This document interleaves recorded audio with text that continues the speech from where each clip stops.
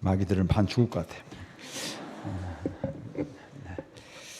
좋습니다. 마귀와 함께 싸워서 여러분들도 다 이길 수 있기를 바랍니다.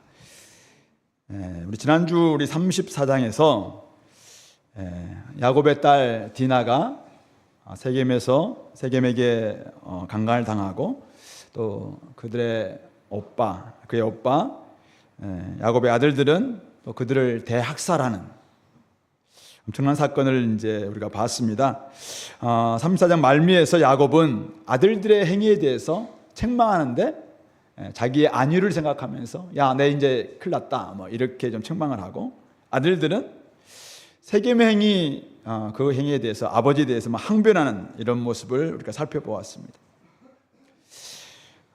세겜의 땅을 잃고 싶지 않은 마음이 아마 야곱에게 있었던 것 같고요, 또 주변 가난한 사람들로부터 보복당할 수 있겠다라는 두려움도 있었던 것 같습니다. 이 세겜에서 일어난 일로 인해서 마음에 굉장히 갈등, 딜레마가 생긴 것이죠. 또 보복에 대한 두려움도 있었던 것이고요. 이랬던 야곱이 어떻게 그런 갈등, 고민, 또 문제, 딜레마 극복할 수 있었을까? 오늘 35장 오늘 읽었던 본문에서는 거기서 힌트를 우리가 발견할 수 있을 것 같습니다. 지난주에 결론은 다음 주에 이렇게 했었는데요, 오늘 우리 35장 한번 살펴보면서 어떻게 야곱이 회복되고 있는가 이런 부분들을 살펴보겠습니다. 35장은 하나님의 부르심으로 시작되죠. 오늘 한 1절부터 15절을 문단으로 한 두 문단 나눌 수 있을 것 같은데, 제가 장면으로 5장면으로 한번 이렇게 나눠보면서 거기에서 혹시 우리에게 주시는 의미들을 살펴보고, 이걸 가지고 오늘 우리가 또 우리의 현재 여러 가지 문제들을 한번 극복하는데 나중에 원리로 삼을 수 있기를 바랍니다. 먼저 첫 번째 장면은 1절이죠. 하나님이 야곱에게 이르시되 일어나 베들레로 올라가서 거기 거주하며 내가 내 형 에서의 낯을 피하여 도망하던 때에 내게 나타났던 하나님께 거기서 제단을 쌓으라 하신지라.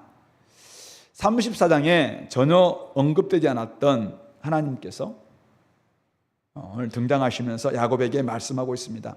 사실은 10년 동안 세겜에서 하나님이 사실 등장하지 않을 것 같았지만은 하나님은 그와 함께 하셨던 것이죠. 하나님이 세겜에 머물러 있으면서 온갖 문제를 만난 야곱에게 지금 찾아오고 계십니다. 그래서 그에게 말씀하고 있는 것이죠. 일어나서 베델로 올라가라. 거기서 제단을 쌓으라. 그렇게 말씀하고 있는 것이죠. 하나님이 찾아오시면은, 하나님 앞에 서면은 나의 크고 작고 복잡했던 문제들도 조금 작게 보이고 단순하게 보일 수 있습니다. 그러니까 하나님 앞에 내가 설 때 하나님과의 관계 회복이 좀 되면은 모든 것들이 조금은 풀릴 수 있는 실마리 이런 것들이 한번 생길 것 같아요. 그래서 모든 문제 해결의 출발은 무엇인가? 하나님께서 찾아오시는 그 하나님을 만나는 것입니다.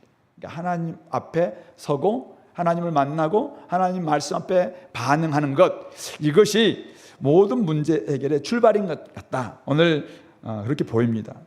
두 번째 장면은 야곱이 이제 반응하는데요, 이에 자기 집안 사람과 자기와 함께한 모든 자에게 이르죠. 너희 중에 있는 이방 신상을 버리고 자신을 정결하게 하고 너희들의 의복을 받고 입으라. 우리가 일어나 베들레로 올라가자. 내 환난 날에 내게 응답하시고 내가 가는 길에서 나와 함께 하신 하나님께 내가 거기서 제단을 쌓으려 하노라. 이렇게 이야기합니다. 이렇게 말하니까 4절에 그들이 자기 손에 있는 모든 이방 신상들, 자기 귀에 있는 귀고리들까지도 내고 있어요. 귀고리들이 호세의 말씀 보면은 이것도 좀 이방을 섬기는데 좀 쓰임 받았던 이런 것들이 있는데, 당시에도 이런 게 조금 있었던 것이 아닌가. 물론 고고학적 문헌은 정확하게 등장하고 있지 않지만은 어쨌든 이것들을 좀 버리는 걸 봤을 때는 이것도 좀 해당되지 않을까 생각합니다. 그래서 야곱이 그것들을 세겜 근처 상수리 나무 아래 다 묻습니다. 그리고 오늘 5절 그들이 떠나죠. 근데 떠났는데 어떤 일이 벌어집니까? 하나님이 그 사면 고울들로 크게 두려워하게 하셨으므로 야곱의 아들들을 추격하는 자가 없었더라. 사실은 보복에 대한 두려움이 굉장히 많았는데 하나님의 말씀 앞에 반응하고 순종하게 되니까 사실은 하나님께서 그 모든 두려움들을 없애주셨고 또 막아주셨다라는 것을 말씀하고 있는 것이죠. 하나님 말씀 앞에 설 때 자신이 그동안 놓치고 있었던 것이 무엇인가라는 것을 발견합니다. 하나님 앞에 설 때, 하나님 말씀 앞에 설 때 나와 우리 가족들의 문제가 어디에서부터 비롯되었는가, 이것을 깨닫게 되는 것이죠. 그래서 오늘 야곱이, 하나님이 야 너한테 있는 뭐 이방 신상 버려라, 너희 정결케 해라, 또 뭐 옷 바꿔 입으라, 이런 말씀하시지 않았거든요. 베델에 올라가서 하나님께 제단을 쌓아라 이렇게 이야기했는데 이런 모습 가지고는 올라갈 수 없다라는 것을 하나님 말씀 앞에서 발견하는 거예요. 하나님 앞에 서니까 자기가 빛 앞에 서니까 얼마나 어두운지, 얼마나 먼지가 많은지, 얼마나 더러운지가 보이는 것입니다. 그래서 그가 자기 가족들에게 이방 신상을 버리라, 정결케 하자, 그리고 의복을 바꿔 입자라고 이야기하고 있는 것입니다. 베델에서 하나님 만났고 야복나루에서 하나님 얼굴을 배웠던 야곱입니다. 이스라엘이라는 새로운 이름도 얻었던 야곱입니다. 그러나 세겜에 있으면서 세겜에 동화되었습니다. 마음을 빼앗겼습니다. 자기도 모르게 손에 이방 신상을 움켜잡고 섬기고 있었던 것입니다. 정결함도 이렇습니다. 하나님이 계시할 자리에 그 무언가가 그 자리를 차지하고 있었습니다. 바로 그게 우상이죠. 근데 이 우상이 있었다는 것을 언제 깨닫습니까? 하나님 말씀이 찾아올 때, 하나님 만났을 때, 하나님 말씀 앞에 딱 서니까 내가 지금 무엇이 나의 문제였는가, 내가 뭘 잡고 있는가, 이것을 깨닫고 있는 것입니다. 하나님 앞에 서면은 내가 제거해야 될 것, 내가 버려야 될 것, 내가 바꿔야 될 것이 무엇인가, 이것을 볼 수 있다는 것이죠. 그리고 그것을 딱 버리고 나아가면은 사실은 뭐 두려움 때문에 그동안 나가지 못했거든요. 도망치도 못하기도 막 했는데 사실은 우상 버리고 떠나니까 하나님께서 보호해 주시는 것이죠. 그러므로 하나님 말씀 앞에 서는 게 참 중요하다. 세 번째 장면은 이제 야곱과 그와 함께 모든 사람이 가나안 땅 루스 그곳에 도착했습니다. 6절이죠. 가나안 땅 루스 곧 베델에 이르고 거기서 제단을 쌓고 그곳을 엘 베델, 베델의 하나님이다 불렀습니다. 이는 그의 형의 낯을 피할 때 하나님이 거기서 그에게 나타나셨음이더라, 이렇게 이야기합니다. 근데 그게 또 하나의 사건을 기록하고 있어요. 리브가의 유모, 그러니까 야곱의 어머니 리브가의 유모 드보라가 죽게 됩니다. 죽음에 그를 베델 아래에 있는 상수리 나무 밑에 장사하고 그 나무 이름을 알론바굿, 통곡의 상수리 나무, 곡함의 상수리 나무라는 이름을 붙이고 있는 모습입니다. 야곱은 이 베델에 올라가서 제단을 쌓고 제단 이름을, 그곳 이름을 엘 베델, 베델의 하나님이다, 이렇게 부르고 있습니다. 그러니까 베델의 하나님을 지금 높이고 있는 것이죠. 베델에 올라가서 제단을 쌓으면서 베델의 하나님을 경배하고 있습니다. 그러니까 왜 이렇게 하냐면 예배를 드리면서 자신이 누구인지, 내가 누구를 섬겨야 되는지, 하나님이 어떤 분이신지를 알게 되는 것입니다. 예배를 드리면서, 제단을 쌓고 예배를 드리면서 이 베델에 와서 내가 지금 제단을 쌓고 보니까 이 베델의 하나님은 여기만 계셨던 분이 아니었어요. 베델의 하나님은 밧다마람에서 20년 동안도 함께 하셨던 분이셨어요. 그때 밧다마람에서 야곱이 찾아와서 네가 지금 고향으로 돌아가라 할 때 하나님 뭐라고 하냐면 나는 베델의 하나님이다, 이렇게 이야기하셨거든요. 그러니까 베델의 하나님을 여기서 발견하는 것입니다. 10년 동안 세겜 땅에서 자기가 있었던 때도 베델 하나님이 함께 하셨다라는 것을 그가 깨닫게 되는 것이죠. 제단을 쌓고 베델의 하나님을 만나게 되니까 자기가 어떻게 살아야 될지를 깨닫게 되는 것입니다. 우리가 복음 앞에 다시 서서 진짜 하나님을 만나게 되면 있잖아요, 하나님의 은혜를 깨닫게 되면은 내가 어떻게 살아야 할지를 알게 되는 것이죠. 그것이 이 8절 말씀이 제가 보기에는 하나님과의 관계가 다 회복되니까 드보라가 죽었어요. 리브가의 유모 드보라가 죽었어요. 어머니 리브가는 언제 죽었는지 정확히 성경에 나와 있지 않습니다. 근데 이 드보라는 어떤 사람이냐면은 아브라함의 종이 이제 아브라함의 아들 이삭을 아내를 구하기 위해서 밧다마라에 보냈잖아요. 그래서 이제 그곳에 올 때 그 오빠 라반이 그 리브가를 보낼 때 리브가의 유모였던 이 드보라까지 함께 보내는 장면이 24장, 창세기 24장 59절로 나와 있어요. 근데 이 드보라가 지금까지 사실은 함께한 것이죠. 어머니는 사실은 엄마가 참 이 야곱을 되게 사랑했잖아요. 근데 엄마가 떠나고 언제 떠난지 모르는데 떠나고 없습니다. 근데 이 드보라가 아마 유모처럼 끊임없이 야곱 옆에서 엄마의 정을 느끼게 했던 사람이 이 드보라가 아닐까 생각합니다. 참 고마운 사람입니다. 자, 그런데 그가 세상을 떠난 거예요. 얼마나 슬프겠습니까? 통곡할 수밖에 없겠죠. 근데 통곡하면서 그곳에서 머물러 있는 게 아니라 통곡의 상수리나무 아래에 딱 장사 지내고는 통곡까지도 장사 지내는 거예요. 그리고는 자기가 이제는 떠날 수 있는 것이죠. 새로운 하나님을 만나니까, 엘베델 하나님을 만나니까 거기에서 슬픔을 계속 부여잡고 살아서는 안 된다라는 것을 깨닫게 되는 모습이죠. 이런 모습, 그러니까 하나님 관계 회복 이후에 우리에게 찾아오는 이별, 통곡, 슬픔 이런 것들이 영원하지 않다라는 것을 발견해야 되는 게, 엘베델을 딱 발견하게 되면은, 베델의 하나님을 딱 발견하게 되면은 진짜 내가 변화되면은 그때부터 모든 관계가 달라지고 내 앞에 지금 있는 두려움과 슬픔과 아픔과 또 이런 모든 것들도 다시 볼 수 있는 이런 관점이 생기는 것이죠. 그것을 좀 말해주고 있는 것 같습니다. 이럴 때 오늘 4절부터 12절까지가 네 번째 장면인데, 야곱이, 성경이 이렇게 하고 있어요. 야곱이 밧담 아람에서 돌아오매. 밧담에서 언제 돌아왔어요? 이미 10년 전에 돌아왔거든요. 근데 돌아와서 세겜에서 한 10년을 지낸 거죠. 근데 오늘 성경은 오늘 이 베델에 돌아오는 이때를 야곱이 밧담 아람에서 돌아오매라고 이야기하고 있습니다. 그러니까 세겜의 삶은 아직도 돌아오는 여정 가운데 있었다는 거죠. 아직도 그가 야복날에서 만나기도 하고 하나님 앞에 씨름하기도 하고 했지만 세겜에서는 여전히 이스라엘이 아니라 또 야곱처럼 살고 이렇게 했으니까 아직도 밧담 아람에 돌아오는 여정이다라고 봤는지, 어쨌든 돌아오매 하나님이 다시 야곱에게 나타나서 그에게 복을 주십니다. 세 가지 복을 주시는데요. 첫 번째 복은 10절입니다.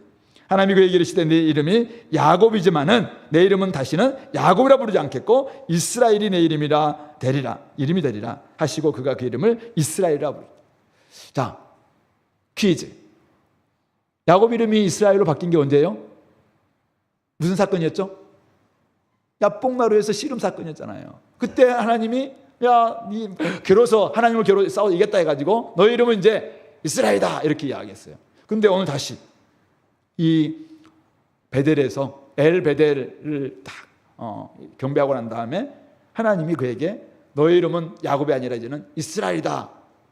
정체성을 회복시키고 있는 거죠. 그동안 세겜에서 10년은 이스라엘이라는 이름을 얻었지만은 이스라엘이 아니었어요. 그때는 여전히 야곱으로 살았다는 거예요. 바뀐 줄 알았는데 안 바뀐 삶. 이게 바로 어쩌면은 세겜에서의 10년이었어요. 그러니까 이제는 다시 한번 언약을 딱 갱신하면서 너의 정체성은 다시는 야곱이 아니다. 이제는 이스라엘이다. 다 이렇게 정체성을 회복시키는, 이게 바로 첫 번째 복이에요. 두 번째 복은 11절인데요. 하나님이 그에게 이르시되 나는 전능한 하나님이라 생육하고 번성하라. 한 백성과 백성들의 총회가 내게서 나오고 왕들이 내 허리에서 나오리라. 생육하고 번성하라. 이것은 누구에게 주셨던 명령이죠? 최초로 아담에게 주셨던 명령이에요. 창세기 1장 28절에서 아담에게 주셨던 명령이고, 또 노아가 이제 노아 홍수 이후에 보존 명령으로 하나님께서 또 노아에게 9장에서 또 말씀하셨던 명령입니다. 아브라함을 부르시고 아브라함을 나중에 회복시키고 난 다음에 이삭을 드리고 난 다음에 아마 이 명령을 다시 한번 반복하고 있고, 이삭도 언약을 갱신하면서 이 명령을 줍니다. 근데 오늘 이 명령을 다시 야곱에게 주고 있는 것이죠. 그러니까 아담으로부터 노아, 아브라함, 이삭, 야곱에 이르기까지 지금 계속해서 이 언약을 지금 통해서 결국은 거기에서 한 백성이 나오고 백성들의 총회가 나오고 왕들이 나온다. 모든 민족들이 나올 것이고 그런 사람들의 바로 복의 통로가 된다라는 그 사명이거든요. 이게 사명의 회복이에요. 사명의 회복. 그러니까 아브라함이 주셨던 너는 복의 통로가 될 것이다 라는 이런 표현을 오늘 이렇게 좀 바꾸고 있는 것이죠. 그가 아브라함이 가졌던 복의 통로로서의 사명, 이삭이 물려받았던 그 복의 통로로서의 사명, 그리고 이제 야곱에게 이 복의 통로로서의 사명을 좀 주고 있는 모습인 것입니다. 세 번째 복인데요, 12절입니다. 내가 아브라함과 이삭에게 준 땅을 내게 주고 내가 내 후손에게도 그 땅을 주리라. 땅의 약속이 있죠. 그래서 하나님께서 이제는 땅을, 아브라함이 줬던 그 땅을 너에게 다 주겠다라는 이런 약속을 해주고 있습니다. 사실은 언약의 제 확인이죠. 언약을 갱신하고 있는, 그러니까 아브라함을 통해서 하나님께서 온 세상을 구원하실 계획을 세우셨는데, 그 아브라함의 언약이 이제는 이삭에게, 그 이삭의 언약이 야곱에게 지금 이어지고 있는 결정적인 순간이 바로 이 장면입니다. 자, 그런데 누가 이 모든 약속을, 이 언약을 성취하시겠다라고 이야기하고 있습니까? 바로 11절에 나와 있는 것처럼 하나님이 그에게 이르시되 나는 전능한 하나님이다. 하나님의 이름은 성경에 자주 등장하고 있는데, 하나님, 엘로힘이라고 이야기합니다. 여호와, 야훼도 하나님의 이름이죠. 근데 전능한 하나님은 창세기 17장에서 이제 등장하는데, 아브라함이 막 두려워했을 때, 야, 두려워하지 마라. 내가 전능한 하나님이다. 엘샤다이다. 이렇게 이야기하시면서 아브라함에게 등장했습니다. 그리고 창세기 28장 3절에서 이삭이 자기 아들 야곱에게 이제 축복을 하고 난 다음에 밧담 아람으로 보낼 때, 이 야곱에게 밧담 아람으로 보낼 때 이삭이 해줬던 말씀이 뭐냐면, 야곱에게 전능하신 하나님이 너를 지킬 것이다. 엘샤다이, 그 하나님 너를 지킬 것이다. 이렇게 알려주셨던 그 하나님이에요. 근데 그 하나님이 오늘 이삭에게 직접 나타나셔서 나는 전능한 하나님이다, 엘샤다이다, 이렇게 이야기하시면서 바로 아브라함과 이삭에게 주셨던 동일한 복과 동일한 약속을 지금 주고 계신다는 것입니다. 뭘 이야기하고 있습니까? 하나님과의 관계가 회복되니까 복을 받고 복의 통로로 살게 되는 자신의 정체성과 사명이 회복되는 것입니다. 오늘 야곱, 오늘 여기에는 하나님이 주신 이 복에는 정체성 회복, 사명의 회복, 언약의 회복, 다 들어있습니다. 근데 이 모든 것들을 하나님, 전능하신 하나님께서 이끌어 가신다라는 것을 지금 말씀하고 있는 것이죠. 오늘 이렇게 말씀하셨을 때 야곱은 뭘 깨달았을까요? 내가 어떤 존재인가 했죠. 내가 세겜 땅에서 그렇게 살아서는 안 되는 존재였구나라는 것을 아마 깨달았을 것입니다. 내가 나를 통해서 진짜 수많은 한 백성이 나올 것이고, 수많은 백성들의 총회가 나올 것이고, 수많은 왕들이 바로 새로운 이스라엘을 통해서 나오는 것이구나. 바로 하나님의 언약 백성 이스라엘로 회복되는 순간이 바로 이 순간입니다. 자, 그리고 오늘 다섯 번째 장면으로 넘어가는데요, 13절부터 15절 말씀입니다. 하나님이 그와 함께 말씀하시던 곳에서 그를 떠나 올라가시는지라. 저는 이 장면이 굉장히 인상 깊습니다. 하나님이 다 말씀하시고는 갑자기 그를 떠나서 올라가세요. 그리고는 야곱이, 그러면 이제 하나님도 안 계시니까 어떻게 지낼까 보니까, 야곱이 하나님이 자기와 말씀하시던 곳에, 오늘 이 표현이 13절, 14절, 15절 계속 나오고 있는데, 야곱이 하나님이 자기와 말씀하시던 곳에 기둥, 돌기둥을 세우고 그 위에 전제물은 우리 드링크 오퍼링이라고 붓는 제사입니다. 그러니까 나중에 포도주를 부어서 드리는 제사인데, 전제는 결국 헌신을 의미합니다. 전제물을 드리고 그 위에 기름, 감람류를 붓는데, 그래서 아마 거룩함을 뜻하는 그런 제사를 드리는 것이죠. 그리고는 하나님이 자기와 말씀하시던 곳의 이름을 베델이라 불렀더라, 이렇게 말하고 있습니다. 하나님은 떠나고 말씀하시고 난 다음에 그를 정체성과 사명과 언약을 딱 갱신해 주시고 회복해 주시고 난 다음에 하나님이 딱 떠나가시니까 야곱이 알아서 하나님께 예배드리고 헌신하고 거룩함으로 자기를 드리고, 그리고 그곳을 하나님의 집이다라고 말씀하고 있는 것이죠. 물론 28장이 자기가 소원했던 것이 그대로 지금 여기서 이루어지고 있는 28장의 메아리자 성취이기도 합니다만은, 제가 보기에는 하나님이 떠나가시면서 야곱을 기대하신 것 같아요. 야곱에게 모든 것을 맡기고 떠나시는 것이죠. 그러니까 하나님은 지금 부재 상태에 계시지만은 사실은 믿고 맡기는 거예요. 이제는 바뀐 정체성도 사명도, 이제는 언약도 새롭게 회복된 야곱을 신뢰하면서 떠나가신 것이죠. 그러니까 야곱은 어떻게 해요? 자기를 믿고 떠나가신 하나님을 생각하면서 하나님, 전능하신 하나님을 믿고 살아가는 모습이 바로 예배하고 그리고 그곳을 베델이라고 딱 칭하는 모습이죠. 근데 오늘 제가 오늘 15절까지만 읽었습니다만은 그 뒤에 보시면은 16절 보세요. 그들이 베델에서 길을 떠나 에브라셀까지 가봅니다. 아니 베델을 떠나지, 하나님이 베델에서 예배를 드리라고 했는데 제단 쌓으라 했는데 다시 이제 그들이 베델을 떠납니다. 그러니까 거기서 이제 에브랏 길에서 야곱의 사랑하는 아내 라헬이 죽죠. 떠나서 죽나? 이런 생각이 들 정도에 떠납니다. 근데 21절 보세요. 이스라엘은 뭐 야곱일 수도 있고 이스라엘 공동체라 할 수 있는데 다시 길을 떠나 에델 망대를 지나 장막을 칩니다. 또 다시 떠나죠. 떠나는 곳에서 다시 아버지의 첩 비라와 동침하는 이 루벤 사건이 또 벌어집니다.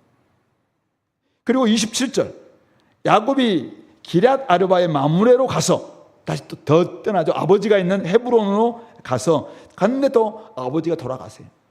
그래서 아버지를 장사 지내는 사건이 등장하고 있습니다. 어떤 사람들이 생각하면 아니 베델에 올라가서 예배드리고 난 다음에 떠나지 말라고 했는데 떠나서 아내 죽고 그렇구나 장남 이런 사고 치고 또 우리 아버지도 죽고 이렇게 해야 되나? 혹시 이렇게 해석할 수도 있겠죠. 근데 제가 보기에는 이미 그는 물론 우리 살아가면서 이런 일들은 슬픔과 고통과 뭐 어려움들은 늘 이제 도사리고 있어요. 근데 이미 야곱은 자기와 말씀하시던 그곳이 베델이라는 사실을 알고 있어요. 베델에 하나님이 나와 함께 동행한다는 것을 알고 있습니다. 그렇기 때문에 이제는 어디든지 갈 수가 있는 거죠. 그래서 그곳을 하나님의 집 베델이라고 부르는 이런 신앙의 모습을 보이고 있다는 것입니다. 그러니까 하나님은 야곱을 기대하시며 그에게 맡기고 그를 떠나시는 것이죠.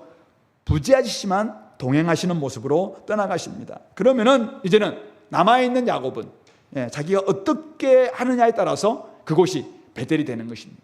이게 오늘 이 정신이 이런 원리가 창세기 35장에서만 나오는 게 아니라 결국 신약까지 쭉 이어지는 정신입니다.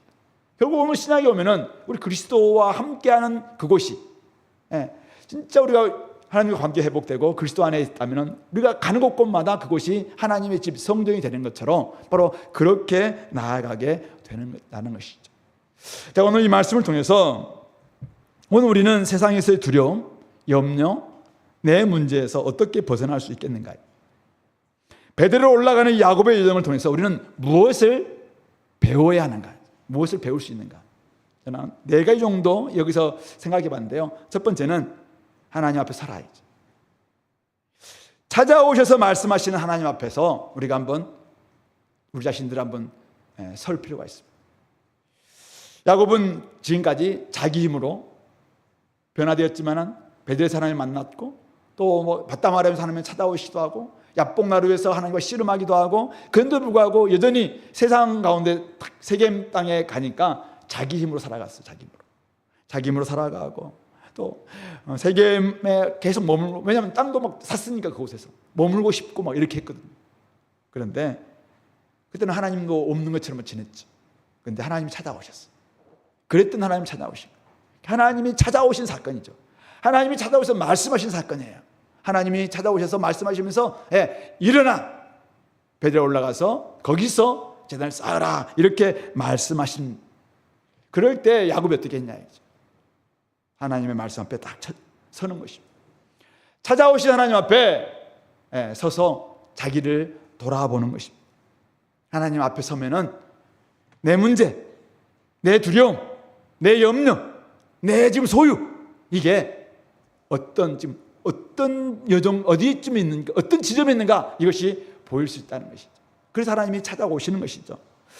인간이 자신이 어떤 존재인지 어떤 정체성과 어떤 사명을 가지고 있는지 가장 잘 알 수 있는 길은 어딘가?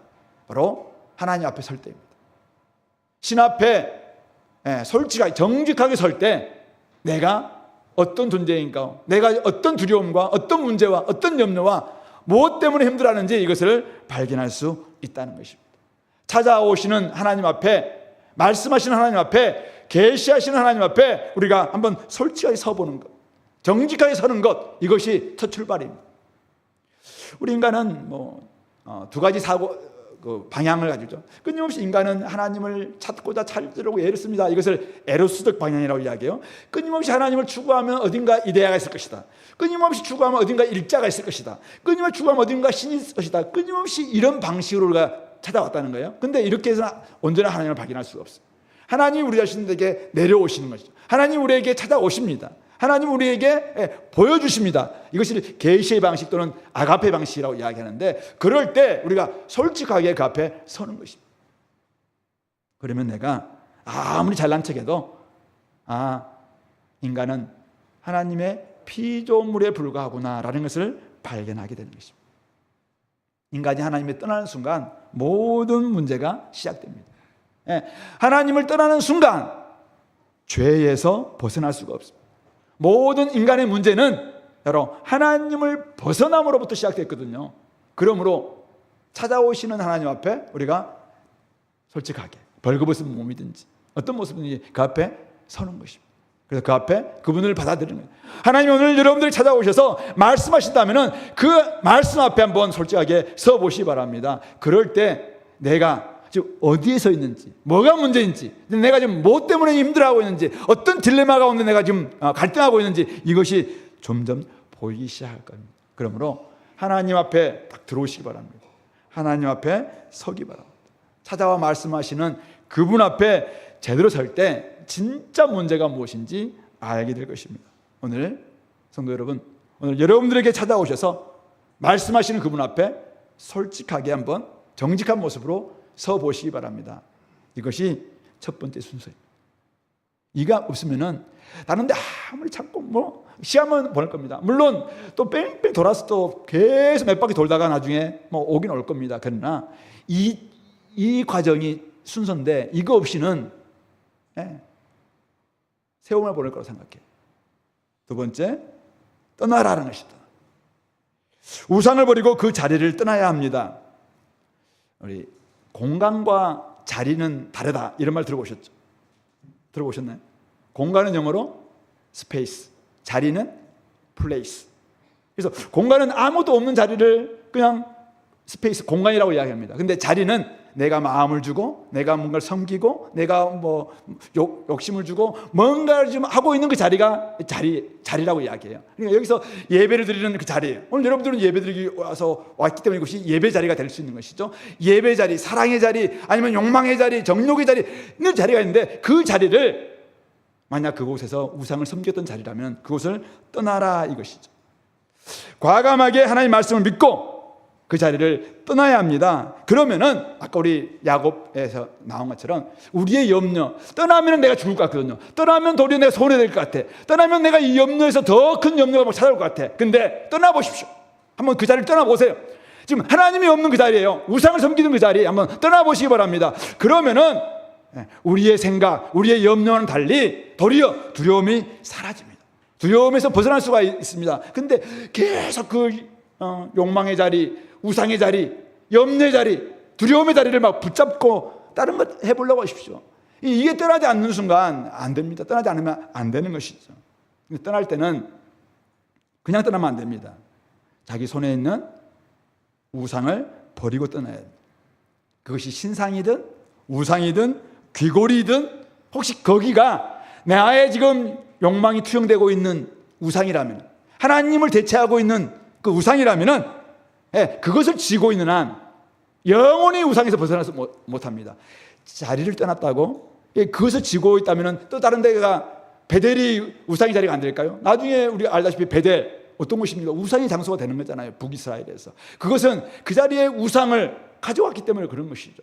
그런 점에서 야곱은 오늘 이방 신상과 기골들을 벗어서 세겜의 상수리 나무에 다 묻었다는 사실이 중요합니다. 어디에 묻었다고요? 베델의 상수리 나무가 아니에요. 세겜의 상수리 나무에 묻었어요. 세겜이 우상의 자리였거든요. 세겜이 세상의 자리였거든요. 세겜이 자기의 욕망을 주었던 자리였거든요. 그 자리에 묻고 떠나는 것입니다. 자신을 정결하게 하고 의복을 바꾸어 입고 떠나는 것입니다. 성도 여러분, 지금 내가 요즘 어떤 문제로 인해서 너무 고민스럽고 염려가 생기고 두렵기도 하고 힘듭니까? 그러면은 한번 솔직히 내 손에 쥐고 있는 게 뭔지 한번 보십시오. 내가 섬기고 있는 이 자리가 누구를 섬기고 있는지 한번 솔직하게 점검해 보시기 바랍니다.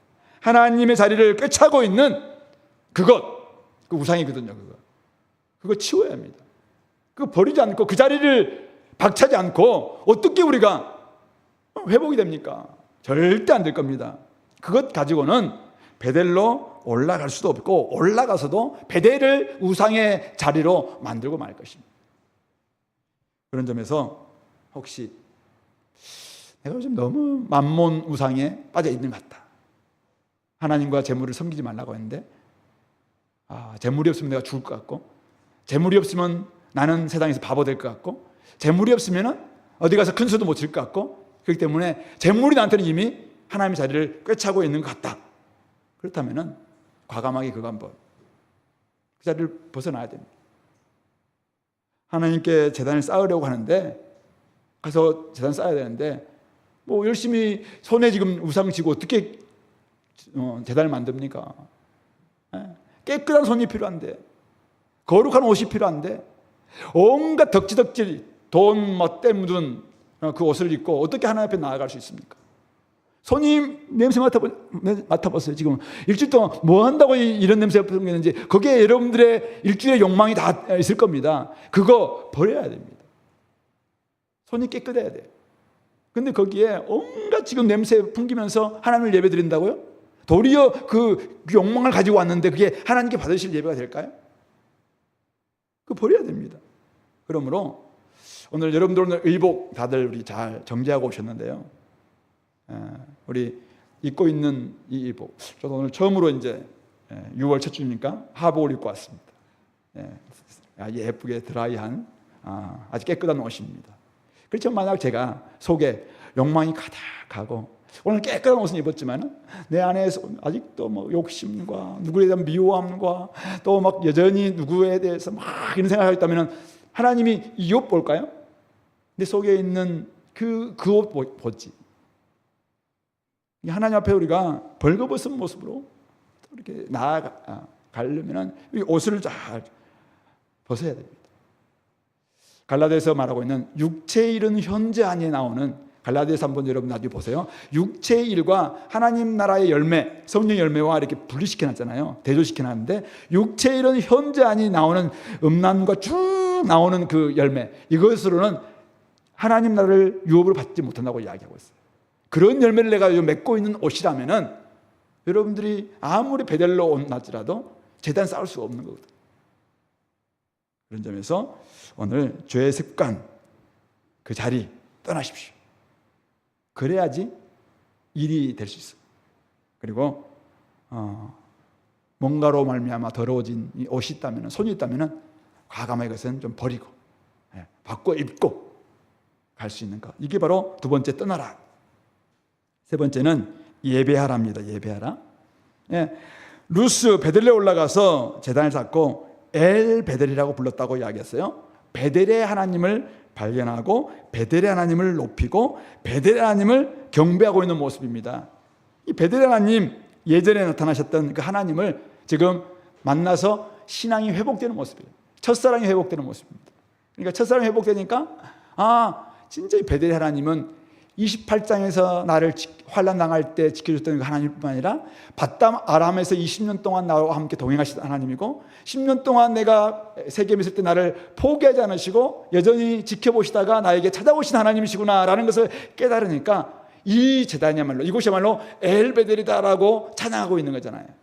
베델 하나님이 나와 함께 있구나. 하나님의 집이라는 뜻의 베델이, 그 베델에 만나줬던 하나님이 나의 전생의 가운데 함께 하셨구나라는 걸 발견하면서 그 하나님을 지금 찬양하고 있는 거거든요. 그러니까 하나님 관계가 완전히 회복되는 것입니다. 회복되는 거예요. 베델이라는 장소를 찾는다고 해서 자연스럽게 관계 회복되는 건 아니에요. 오늘 여러분들이 이곳에 예배드린 장소에 나왔다고 해서 내가 신앙이 회복되고 뭐 그런 건 아니에요. 진짜 이곳에서 나의 하나님을 발견해야 돼요. 베델 하나님은 야곱의 하나님이에요. 근데 여러분들의 하나님은 어떤 하나님이세요? 저는 군대 또 이야기하는데, 우리 사람이 제발 좀 그 이야기 좀 하지 말라고 했는데, 군대 제가 사실은 뭐 신앙에 너무 부끄러움을 좀 저지르고 난 다음에, 제가 사실 그 전에도 뭐 하나님 잘 믿었다고 했지만은 형편없는 존재라는 걸 깨닫고 제대하고 난 다음에 캠퍼스에서 막 하나님 찾아오신 하나님 앞에 감격하면서 제가 주님을 만났거든요. 그러니까 늘 저희 하나님은 그 부산대 그 캠퍼스에서 거닐 때 만났던 그 하나님이 저희 하나님이세요. 그러니까 이전에 저를 아마 구원하신 건 맞다 생각해요. 저희 병도 고쳐주시고 막 하는데 진짜 나의 하나님은 그때 내가 그래서 제2의 회심이다. 그래서 내가 세계관의 회심이 그 시간이다. 제가 늘 그렇게 하거든요. 근데 그 하나님에 대해서 막 이야기하니까 우리 아들이 이번에도 얼마 전에 전화하니까 아빠가 했던 그 고백을 자기 듣고 그래서 자기가 몰래 숨겨놓고 지금 큐티도 하고 있다면서 뭐 그렇게 이야기하더라고요. 그래서 뭐 조금은 그래도 거기서 하나님을 잘 만났으면 좋겠다 이런 마음이 들긴 하는데 중요한 건 이거죠. 중요한 건 이거죠. 나의 하나님이 여러분들의 하나님은 어디냐 그 하나님을 만날 때 엘베델을 만나게 될 때 그분을 예배할 수 있고 그분을 높일 수 있고 그분과 함께 동행할 수 있는 것. 우리가 예배가 뭡니까? 예배가 뭐예요? 찬양이 예배인가요? 기도가 예배인가요? 말씀 듣는 게 예배인가요? 예배의 본질은 나의 최고의 가치인 하나님을 높이는 게 예배죠.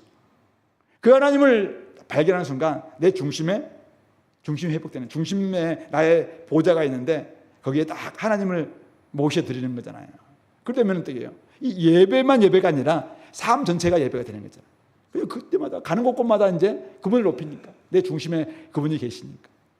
그러니까 절대 사고도 안 칠 것이고 조금은 부끄러운 일도 하겠지만 금방금방 하나님 앞에 다시 회개할 것이고 이런 모습이 되는 거죠. 아까 봤다시피 엘베델을 발견한 이후 하나님께 경배하고 난 다음에 그가 통곡을 슬픔을 이별을 대하는 태도가 바뀌어요.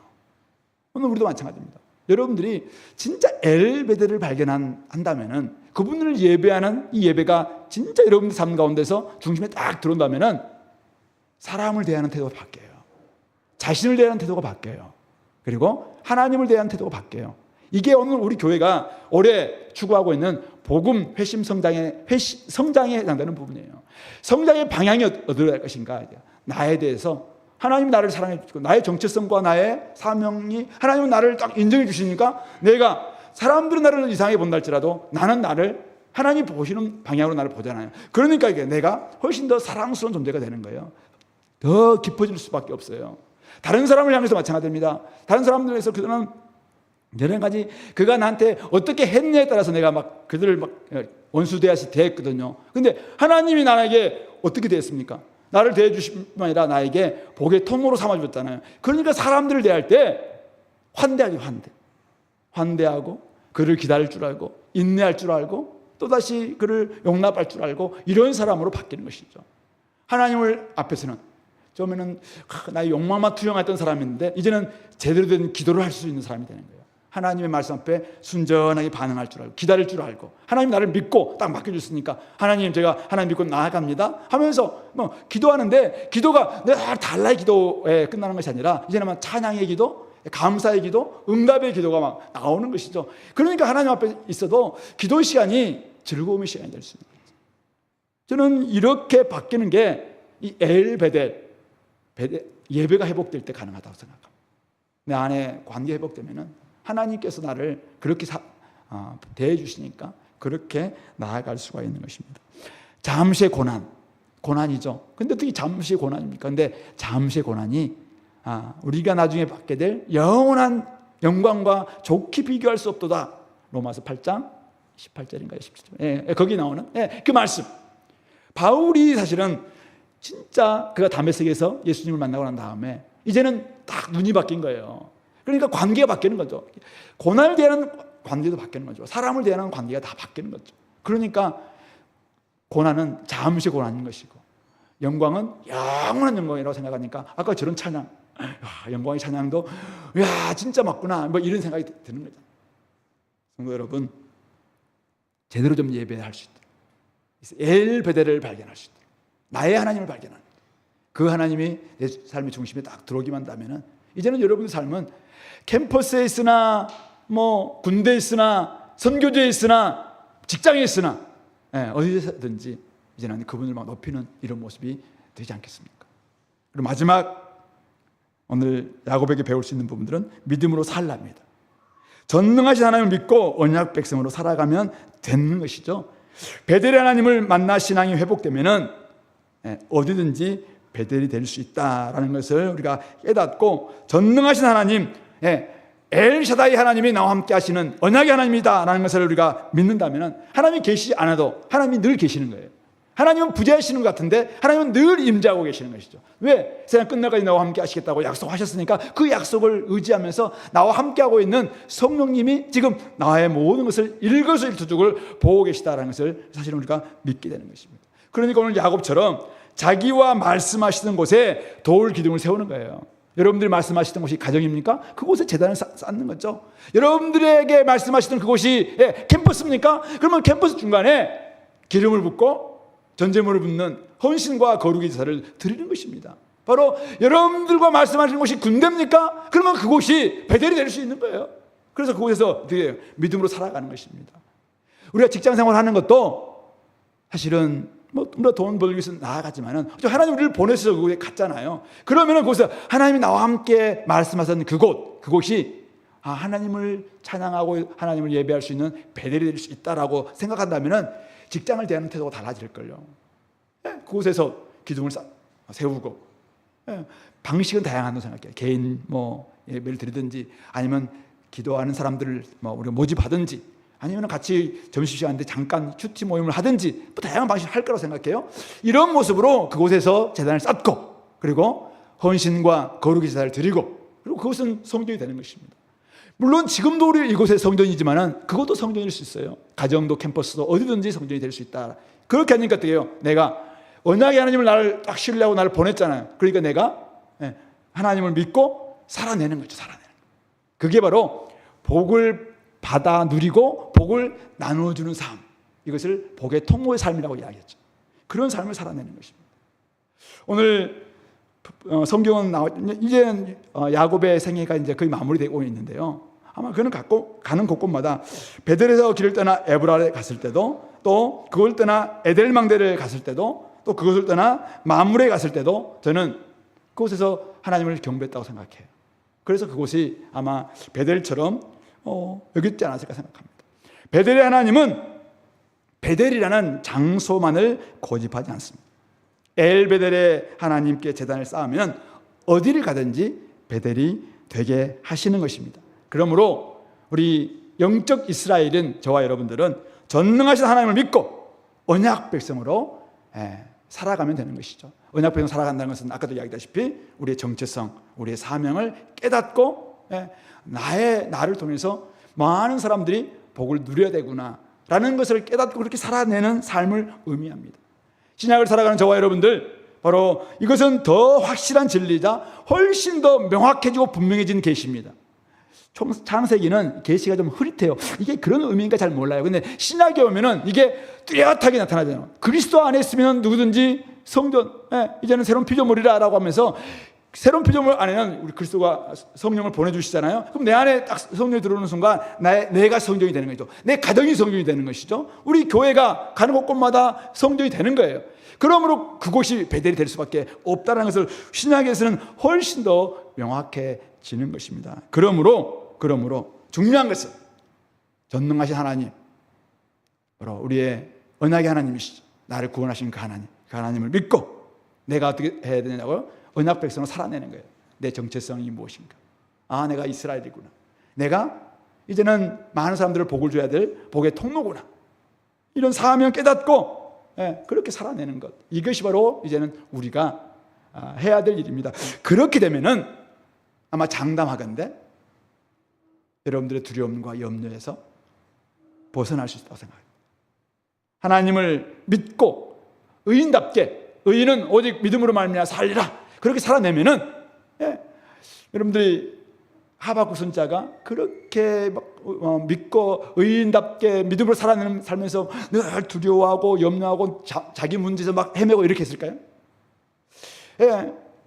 바울 사도가 하나님께서 보내신 그 사명을, 정체성을 가지고 막 열심히 살아가면서 늘 막 자기 문제에 막 헤매고 두려움에 사로잡고 염려 가운데서 막 살아가고 이렇게 했을까요?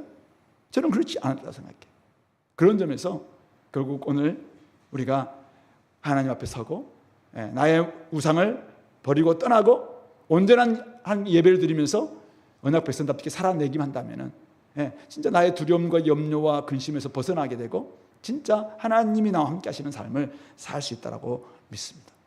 성도 여러분, 오늘 우리는 하나님으로부터 복을 받고 복을 나누는 하나님의 백성입니다. 그러므로 어디에 있든지 어디로 가든지 그곳에서 하나님의 제단을 쌓으시기 바랍니다.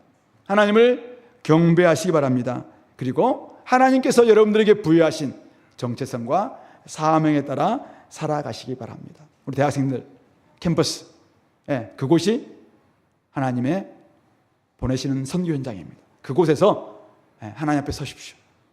우상을 좀 버리시고 그곳에서 하나님 예배하시고 무엇보다도 하나님이 우리에게 주신 정체성과 사명을 따라서 복을 받고 누릴 뿐만 아니라 복을 나눠주는 그런 사명자로 살아내시기 바랍니다. 청년 여러분들, 여러분 직장, 그냥 돈 버는 그냥 장소일 뿐만 아니라 하나님이 좀 여러분들 보내신 선교 현장이에요. 그곳에서 하나님 앞에 서십시오. 내 손에 뭐가 있는지, 그 우상이 있는지 점검하십시오. 그리고 그곳에서 하나님을 예배하시기 바랍니다. 그리고 전능하신 하나님이 나와 함께 하신다, 나를 믿고 맡기셨다, 그 사실을 깨닫고 이제는 복을 나눠주는 삶, 내가 복을 누리고 복을 나눠주는 삶을 살아내시기 바랍니다. 우리 사랑하는 주부 여러분, 여러분들 가정은 여러분들이 하나님께서 맡겨주신 너무 귀한 성전입니다. 너무 귀한 선교 현장입니다. 그곳에서 하나님 앞에 서시기 바랍니다. 여러분들이 얼마나 귀한 존재인지 몰라요. 그래서 그곳에서 하나님 앞에 서시고, 혹시 가정에서 내가 끌어온 우상들이 있습니까? 아직도 그냥 내 가정에 나만 알고 있는 깊숙이 넣은 그런 신상이 있습니까? 그것 빨리 치우십시오. 그거 치우십시오. 하나님을 딱 제단에 모십시오. 그리고 그곳에서 믿음으로 한번 살아내는 거예요. 과감하게 살아내는 것입니다. 과감하게 믿음으로 결단하면서 정체성과 삶에 걸맞게 살아내는 거예요. 아빠들도 마찬가지입니다. 여러분들도 여러분들 보내시는 그곳이 선교 현장이에요. 그곳에서 하나님 앞에 서시기 바랍니다. 내 문제가 어디 있는지를 보일 겁니다. 그리고 과감하게 손에 있는 것, 옷에 묻은 온갖 우상의 딱지들 다 버리고 하나님을 제대로 예배하시고 그리고 그곳에서 믿음으로 살아낼 수 있기 바랍니다. 저는 그것이 두려움과 염려에서 벗어나고 내 문제에서 벗어날 수 있는 그런 비결이라고 생각합니다. 이곳에 우리 하나님이 너무나 귀하게 보시는 하나님의 백성들, 하나님의 다 복을 주셨습니다. 하늘의 신령한 복을 다 주셨습니다. 이 복이 얼마나 귀한 복인가. 이 복이 지금 없어서 사람들은 허덕이고 있잖아요. 이걸 여러분들 잘 좀 받고 누리고 그리고 그것을 흘려보내면서 나누는 삶을 살아낼 수 있길 바랍니다. 그렇다면 여러분들 가는 곳곳마다 제단이 막 회복될걸요. 가는 곳곳마다 베델이 회복될걸요. 가는 곳곳마다 하나님의 역사가 살아날 줄로 믿습니다. 그러므로 우리는 먼저 우리가 살아야 돼요. 하나님 안에서 내가 먼저 살아야 됩니다. 내가 살고 살리는 존재다 사실을 기억하시기 바랍니다. 우리 살림살이가 바로 이거예요. 살림살이는 내가 살고 가족을 살리는 사역, 이게 살림살이라고 이야기합니다. 오늘 우리가 내가 먼저 살아야 돼요. 하나님을 살아야 됩니다. 그리고 다른 사람을 살리는 사역을 감당하시기 바랍니다. 내가 먼저 복을 받아야 됩니다. 내가 복을 받고 누려야 됩니다. 그리고 그 복을 흘려보내는, 나누는 그런 삶, 이것이 바로 베델 하나님을 만나고 회복된 야곱을 통해서 우리가 배우게 되는 그런 모습이고, 그런 삶과 사명을 회복할 때 여러분들이 가는 곳곳마다 하나님의 영광이 드러나게 될 것이고 빛이 막 이렇게 회복되는 역사가 일어날 줄로 믿습니다. 이런 삶에 여러분들을 초대합니다. 같이 한번 기도하겠습니다. 오늘 말씀을 좀 기억하시면서 네 가지 이야기했습니다. 하나님 앞에 서라, 그리고 우상을 철저히 버려라, 그 자리를 떠나라, 그리고 하나님만을 좀 예배하라, 그리고 하나님을 예배했다면 그분을 믿고 이제는 언약 백성답게 살아가라, 이렇게 말씀했는데, 하나님 아버지, 내가 가는 곳곳마다 이런 삶을 살 수 있도록 힘달라고 같이 한번 기도하겠습니다.